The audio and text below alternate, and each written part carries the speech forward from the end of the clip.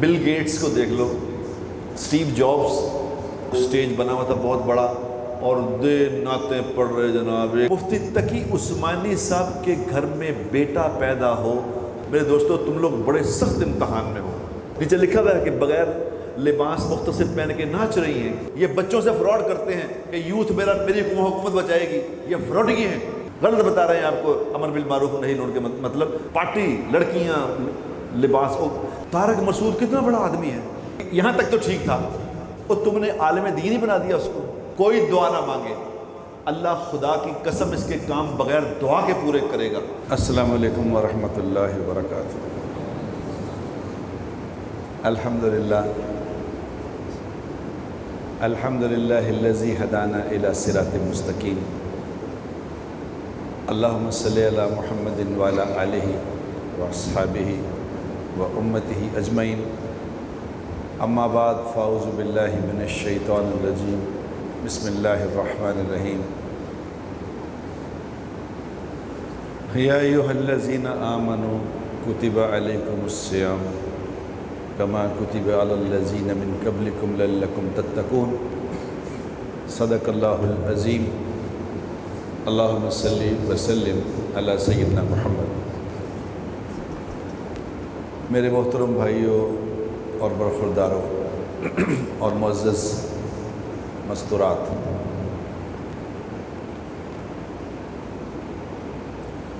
جو کسی بات کو سننے کا حق ادا کرتا ہے، بات کو سننے کا حق ادا کرتا ہے، تو اللہ تبارک و تعالی پھر اس کو بات سمجھا بھی دیتے ہیں، اس کے دل میں ڈال بھی دیتے ہیں، کیونکہ قرآن میں اللہ تعالیٰ نے وعدہ کیا ہے ہدایت کا، کہ کس کو ہدایت یافتہ قرآن میں اللہ نے کہا ہے، وہ اللہ کی بات کرنے والے کو اللہ نے نہیں کہا کہ یہ ہدایت یافتہ ہے جو میری بات کر رہا ہے۔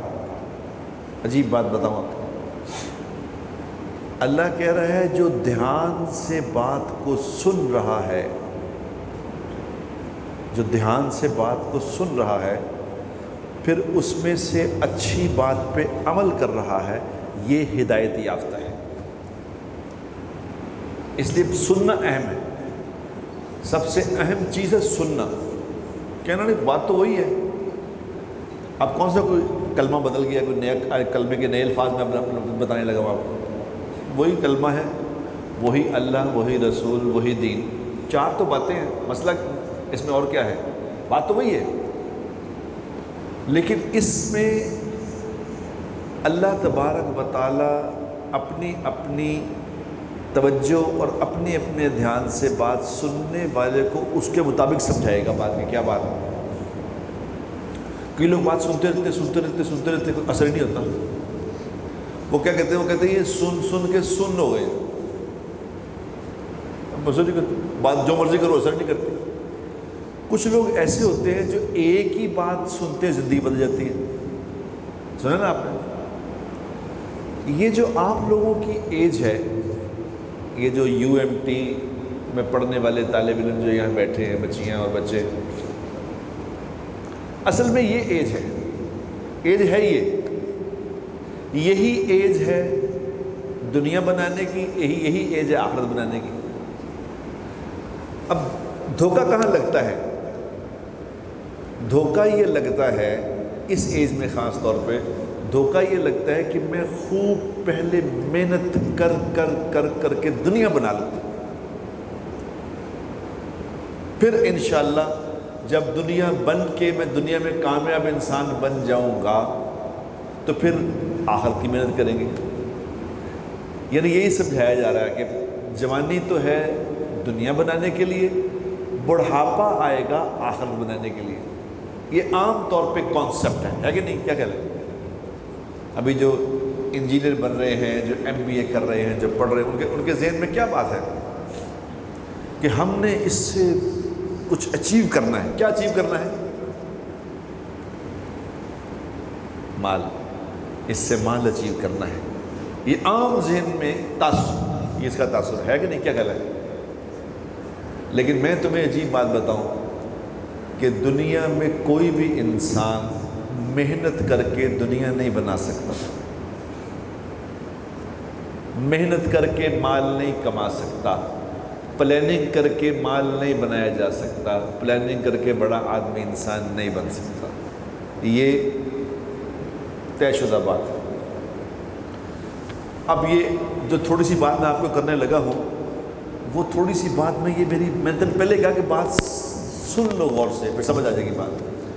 تھوڑی سی بات کیا ہے میرے دوستوں، میرے پیاروں، میرے بچوں، میرے بھائیوں، ہم دنیا میں صرف اور صرف اور صرف آخرت بنانے آئے ہیں بس، اور یہاں کوئی کام نہیں۔ دنیا کس کی بنے گی؟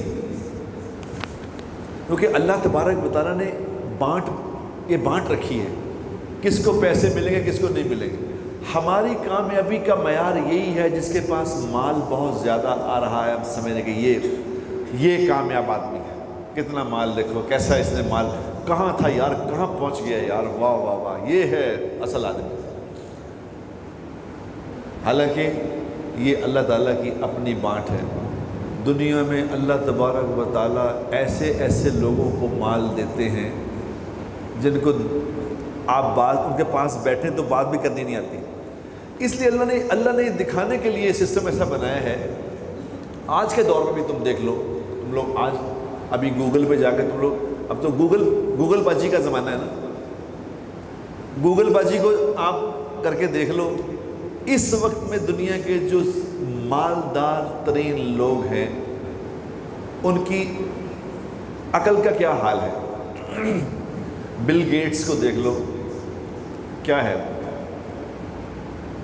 اسٹیو جابس کیا تھا، دنیاوی طور پہ یہ جاہل لوگ ہیں، 12 پڑھا ہوا آدمی، بل گیٹس 12 پڑھا ہوا، اسٹیو جابس کو کام سے نکال دیا تھا۔ وارن بوفے جو ہے وہ سٹاک کا چیمپئن ہے، ان پڑھ آدمی ہے۔ وساچی کو دیکھ لو، ارمانی کو دیکھ لو، پاکستان کے ملک ریاض کو دیکھ لو۔ اللہ تعالیٰ نے پیسہ دیا دنیاوی طور پہ بیوقوف لوگوں کو، یہ بتانے کے لیے، یہ مجھے اور آپ کو سمجھانے کے لیے کہ مجھے اور آپ کو یہ بات سمجھانے کے لیے کہ مال کوئی کرائیٹیریا نہیں ہے اللہ کے نزدیک۔ یاد رکھنا، رزق صرف مال کو نہیں کہتے۔ اچھی صحت ہے، میری صحت بہت اچھی ہے، بالکل اوکے ہوں، کھانا کھاتا ہوں ہضم ہو جاتا ہے، واک کرتا ہوں، ایکسرسائز کرتا ہوں، یہ رزق ہے۔ مجھے بات کرنے کی تمیز ہے، یہ رزق ہے۔ میری آنکھوں میں شرم اور حیا ہے، یہ رزق ہے۔ میں چھوٹوں پہ شفقت کرتا ہوں، یہ رزق ہے۔ میرے اخلاق اچھے ہیں، یہ رزق ہے۔ دنیا تو یہ گزر جانی ہے میرے دوستوں، اچھا کھا کے بھی برا کھا کے بھی۔ ایک 100 کنال کے گھر میں رہ لو یا ایک مرلے کے گھر میں رہ لو، وقت گزر جانا ہے، یہ گزر ہی جانا ہے۔ کل آدمی پرائم منسٹر بنتا ہے، چٹکی بجتی ہے، جا رہا ہوتا واپسی، آ رہے پرائم منسٹر، جا رہے پرائم منسٹر، آنے والے جانے والے سابقہ ہوتے جا رہے، سب، ہر چیز ختم ہو رہی ہے، کچھ بھی نہیں، یہاں کسی نے رہنا نہیں، وقت تو گزرنا ہے سب کا۔ لیکن وقت میرے دوستو عقل مند کون انسان ہے جس کو جناب محمد مصطفیٰ صلی اللہ علیہ وسلم فرمائیں کہ یہ ہے عقل مند آدمی؟ وہ عقل مند ہے یا کوئی اور بھی ہے؟ بتائیں، بتاؤ بھائی، کیا حضور کے جس کو حضور کے وسلم فرمائیں یہ عقل مند آدمی ہے، یہی ہے یا کوئی اور بھی ہو سکتا ہے؟ کیا خیال ہے؟ حضور نے فرمایا، کسی نے پوچھا یا رسول اللہ عقل مند کون ہے؟ تو آپ نے فرمایا اس کا مفہوم ہے عقل مند وہ ہے جو موت کو سامنے رکھ کے زندگی گزارتا ہے، جو موت کی تیاری میں لگا ہوا ہے، یہ عقل مند ہے۔ باقی سب، پرسوں چوتھ کسی کے قرآن خوانی پہ میں گیا، کوئی بچہ 30 سال کا لڑکا انتقال کر گیا تھا، وہاں قرآن خوانی میں گیا تو وہاں وہ لوگ سٹیج بنا ہوا تھا بہت بڑا، اور نعتیں پڑھ رہے جناب، ایک آرا نعتیں پڑھ رہا، دوسرا نعتیں، تیسرا نعتیں، اور جناب کیا جھوم رہے، اور یہ ہو رہا اور وہ ہو رہا۔ تو آخر میں 10 منٹ میں مجھے انہوں نے کہا کہ تھوڑی سی آپ حضرت صاحب تھوڑی سی بات کر کے دعا کرا دیں آپ۔ تو میں نے ان سے کہا، میں نے کہا دیکھو میری بات سنو، اللہ کے نبی صلی اللہ علیہ وسلم سے محبت تم لوگ سب کرتے ہو اور یہ ہمارے ایمان کا حصہ بھی ہے، کرتے ہیں نا؟ میں کہا نعتیں پڑھنے والے بھی کرتے ہیں، سننے والے بھی کر رہے ہیں، اس میں کوئی شک نہیں، سب کو حضور سے محبت ہے۔ لیکن حضور اکرم صلی اللہ علیہ وسلم کس کی محبت کو مہر لگائیں گے کہ ہاں اس کو محبت تھی، وہ کون ہے؟ ایک ہے میں کہوں مجھ سے محبت ہے، اگلا کرے میں ہے ہی نہیں، تو پھر کیا فائدہ محبت کر کے؟ کیا ہے حضور کی محبت کیا ہے؟ آپ صلی اللہ علیہ وسلم نے ہر بات کی دلیل مانگی ہے۔ ایک صحابی کو ہم نے پوچھا کیف اصبحت یا حارثہ، آج تم نے صبح کس حال میں کی حارثہ؟ تو انہوں نے کہا یا رسول اللہ میں نے آج صبح ایمان پہ کی۔ تو آپ صلی اللہ علیہ وسلم نے یہ نہیں فرمایا کہ ویل ڈن، بہت اچھا، شاباش، بہت اچھی بات کہی تم نے۔ آپ نے فرمایا نہیں، آپ نے فرمایا تمہاری اس بات کی دلیل کیا ہے؟ دلیل دو جو تم کہہ رہے ہو۔ میں نے کہا جو کہے گا میں عاشق رسول ہوں تو نبی اس کی دلیل مانگے گا، بتاؤ تمہیں ایک دلیل تھی؟ تو اس کی 4 نشانیاں بتاتا ہوں۔ میں نے کہا آپ کو 4 نشانیاں جس میں ہیں یہ تو عاشق رسول بن کے حضور سے ملے گا، جس کے اندر ان 4 نہیں ہیں وہ چاہے جتنا مرضی دعویٰ کرے وہ نہیں مانا جائے گا دعویٰ اس کا۔ پہلی نشانی حضور نے فرمایا جو مجھ سے محبت کرنے والا ہے، اس کا مفہوم عرض کر رہا ہوں، جو مجھ سے محبت کرنے والا ہے، جو میرا ہے، اس کی زبان جھوٹ نہیں بولے گی۔ جھوٹ بولنے والا میرا عاشق نہیں ہو سکتا، اور کسی کو دھوکہ دینے والا، فراڈ کرنے والا، یہ میرا عاشق،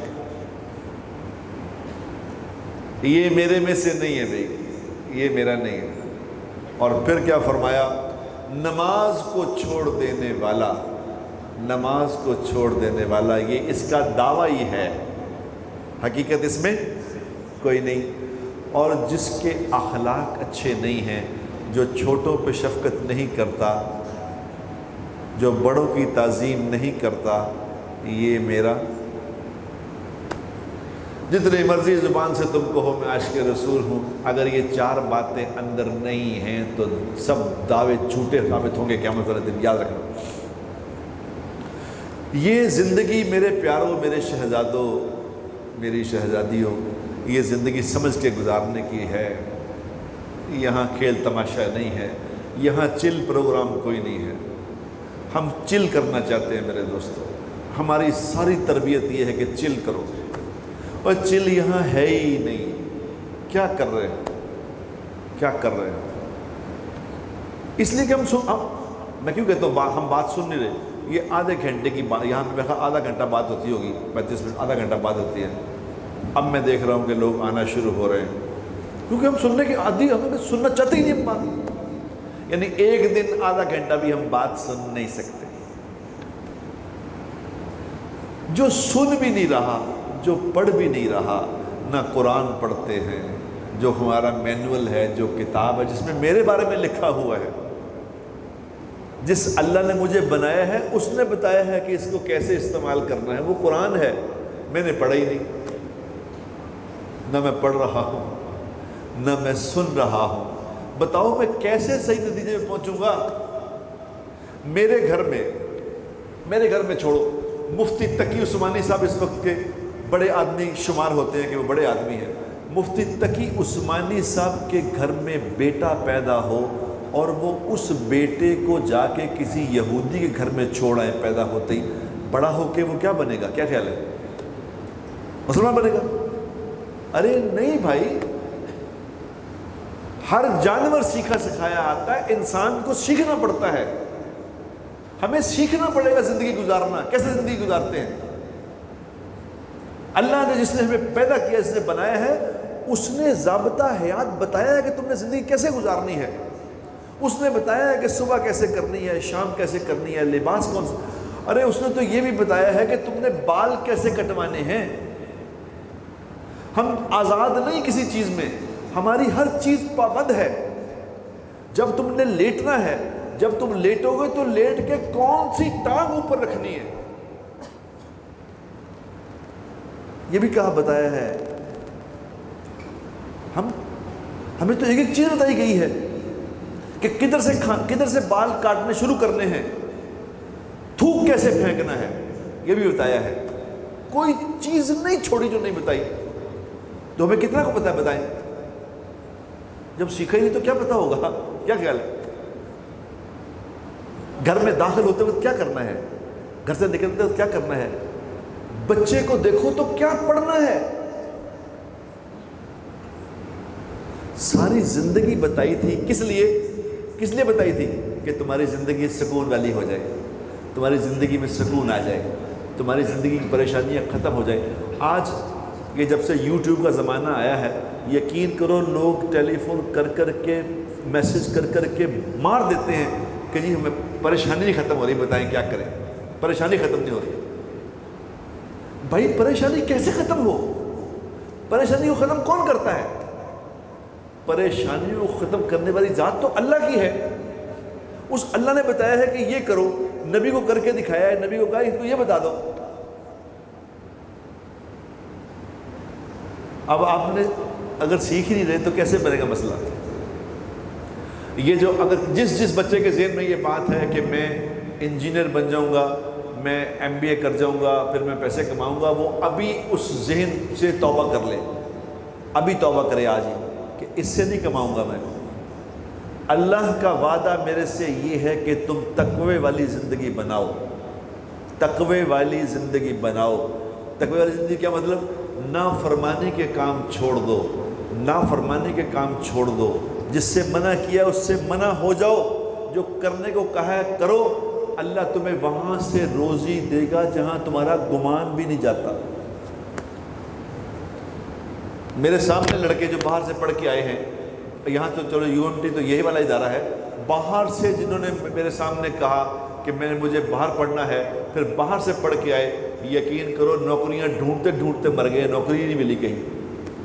کہ جی امریکہ سے انہوں نے ماسٹرز کیا ہے, یہ انہوں نے UK سے یہ کیا ہے, کچھ بھی نہیں کیا ہے. اور جو ان پڑھا یہاں پہ وہ کروڑوں روپے کما رہا ہے, یہ پڑھا لکھا آدمی اس کے بعد نوکری کر رہا ہے. اور یہ تو کرائٹیریا ہی نہیں ہے. علم حاصل کرو کس کے لیے؟ کہ میری زندگی ٹھیک ہو جائے, اس کے لیے علم حاصل کرو. اور جس کام سے منع کیا منع کرنا سیکھ لو. میرے دوستو تم لوگ بڑے سخت امتحان میں ہو, کیونکہ اس کو ایجوکیشن نے سارا معاملہ ختم کر دیا.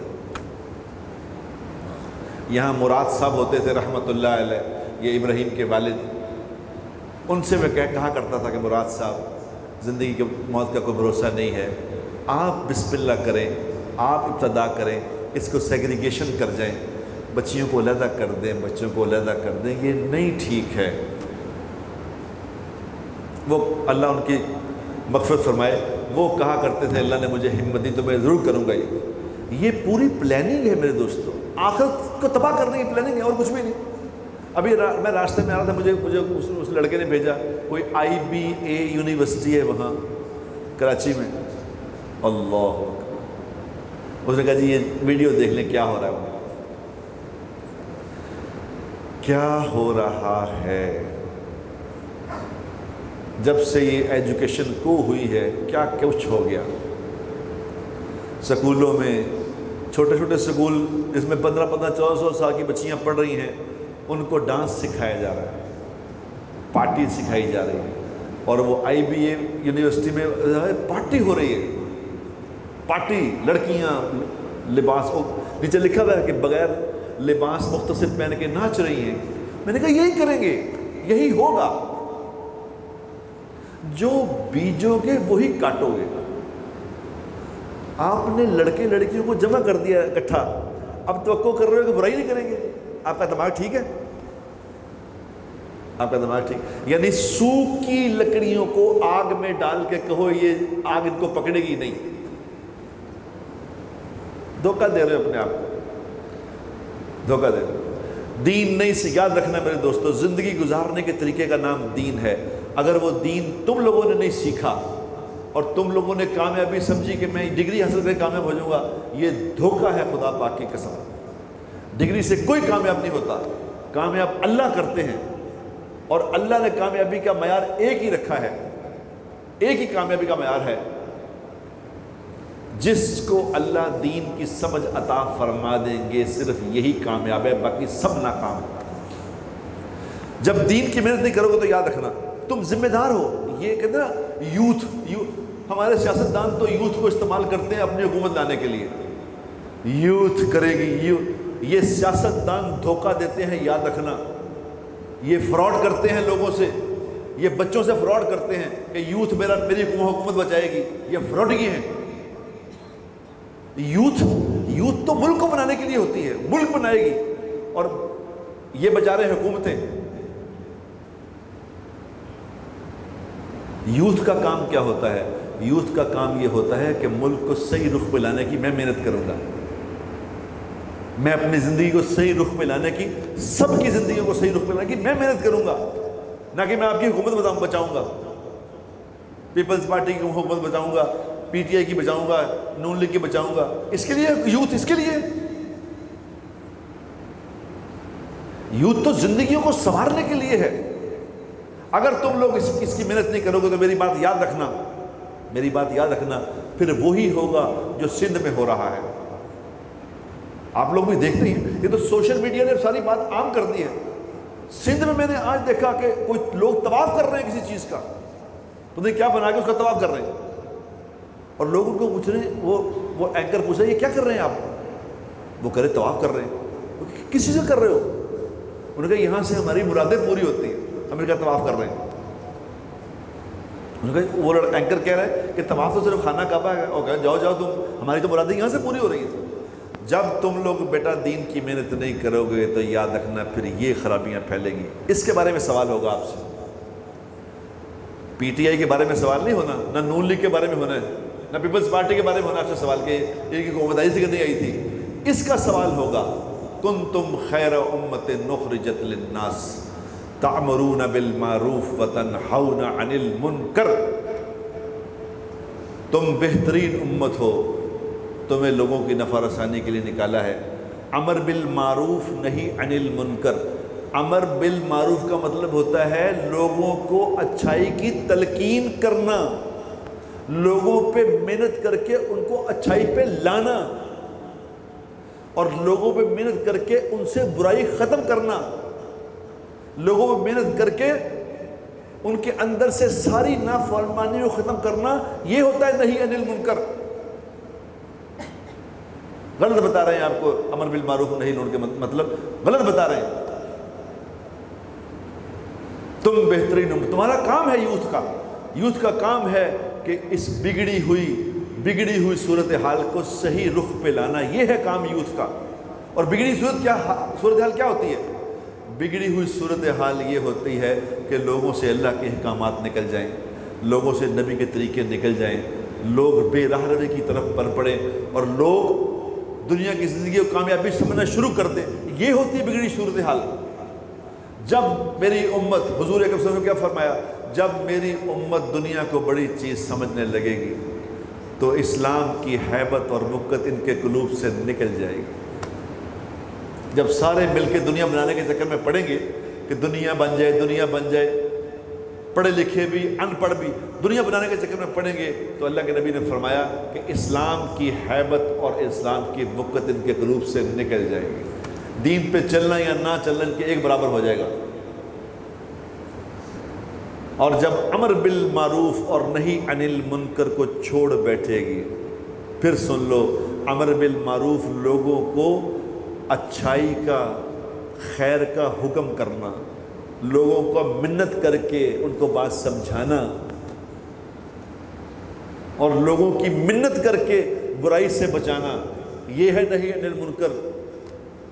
اور جب حضور نے فرمایا جب یہ چھوڑ بیٹھے گی تو وحی کی برکات سے محروم ہو جائے گی. وحی کی برکات کیا؟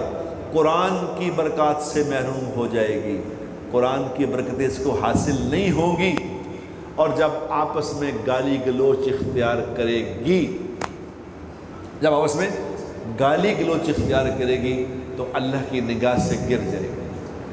اللہ کی نگاہ سے. آج سب میں دیکھتا ہوں دینداروں کو بھی دیکھ رہا ہوں, بے دین سے تو کیا کہنا, دینداروں کو بھی دیکھ رہا ہوں, سیاست کے پیچھے پڑے سارے. سیاست, بھائی سیاست کیا کر رہے ہو, کیا پیچھے لگے اس کے؟ دین دیکھو, دین کا کیا حال ہے. مفتی طارق مسعود کتنا بڑا آدمی ہے، کتنا بڑا آدمی ہے طارق مسعود، اللہ نے ایک نام دیا، مقام دیا، وہ کیا کہہ رہے ہیں؟ میں اس کو کلپ سنا، میں نے کہا انا للہ و انا الیہ راجعون، کیا کہہ رہے مفتی صاحب؟ وہ بیان کر رہے ہیں ممبر میں بیٹھ کے، کہہ رہے کہ میں نے عمران خان کا جو خطاب سنا میں حیران رہ گیا، مجھے لگا کہ کوئی عالم دین بات کر رہا ہے۔ اللہ وہ خدا کا واسطہ، اور خدا کا واسطہ مفتی صاحب اتنا ہی کہہ دیتے کہ میں نے عمران خان کا خطاب سنا تو مجھے لگا کہ کوئی بڑا دانشور ہے، بڑا عقل مند ہے، کوئی بڑا سیاسی ہے، لیڈر ہے، یہاں تک تو ٹھیک تھا، اور تم نے عالم دین ہی بنا دیا اس کو۔ کوئی ٹی سی کی بھی کوئی حد ہوتی ہے، خدا کا واسطہ۔ جب علماء کرام یہاں یہ کہنا شروع کر دیں گے تو عوام سے کیا کہیں گے؟ عوام سے کیا کہیں گے؟ کوئی آدمی کہے کہ زرداری صاحب بہت بڑے عالم دین ہیں تو کیا کہیں گے اسے؟ اس سے معافی مانگ لو اور تو کچھ نہیں۔ رمضان شریف شروع ہونے والا ہے میرے دوستو، اللہ سے دعا مانگو، تم لوگ کرو یار خدا کے واسطے۔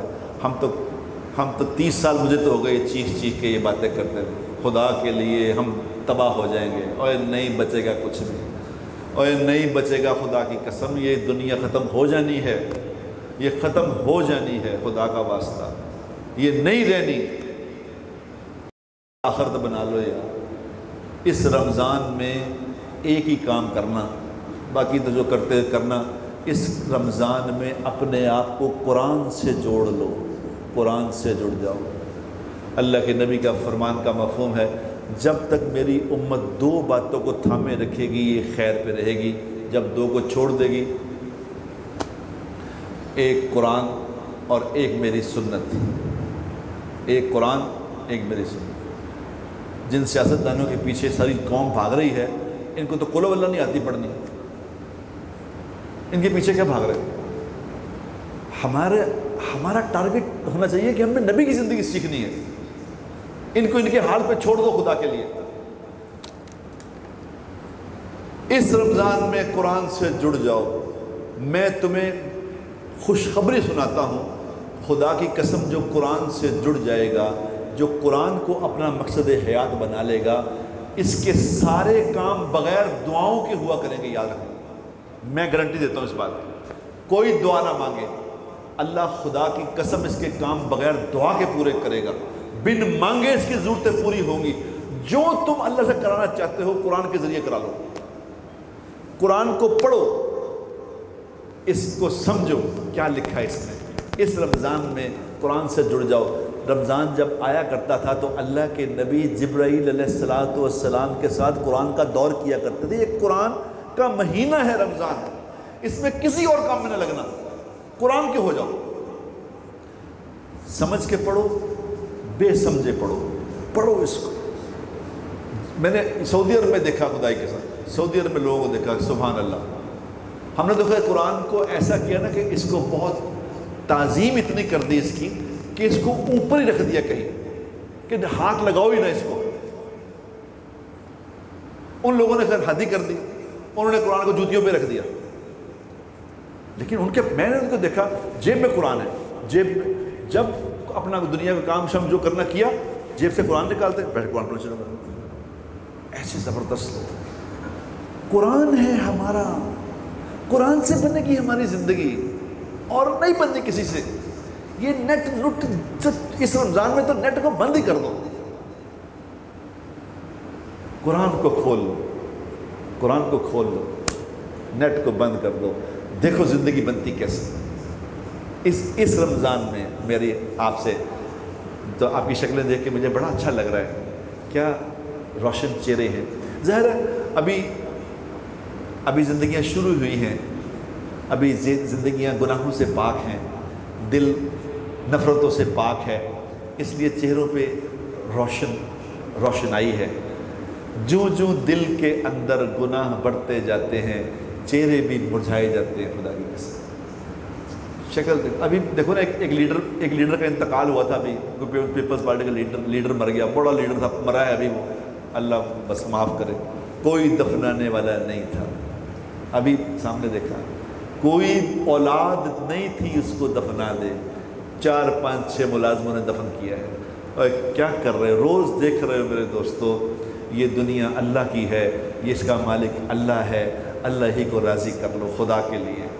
اس کا عزم ارادہ کرو کہ اس رمضان میں ہم نے اللہ کو راضی کر ہی لینا ہے انشاءاللہ تعالیٰ۔ کریں گے انشاءاللہ؟ انشاءاللہ آہستہ کہا یار، کریں گے؟ اللہ مجھے بھی توفیق دے، اللہ آپ کو بھی توفیق دے۔ اللہ تبارک و تعالیٰ ہمیں صحیح دیکھنے کی، صحیح بولنے کی، صحیح سننے کی، صحیح سوچنے کی توفیق عطا فرمائے۔ وآخر دعوانا الحمدللہ۔